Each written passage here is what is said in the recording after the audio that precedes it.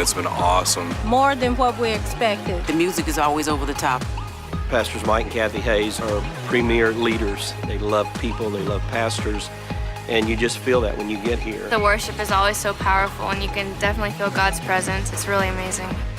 I've never heard that many people singing except on TV. It's just the first time I've ever seen anything like this. John Gray. I mean, he was just off the chain. The devil can read your story, but he cannot write your story because your story has already been written. Just appreciate the cutting edge ministry that Covenant does, and it really helps inspire us. I loved Jonathan the first night. His message was just so awesome. You have your gift that God's given every single one of you. He's not left one of you out. Meeting with the other pastors here at the conference has been great for us as well. Fellowshipping with them and just really being enriched in the Word about how we can do ministry better. I saw the lineup and I was like, okay, this is just going to be a God explosion.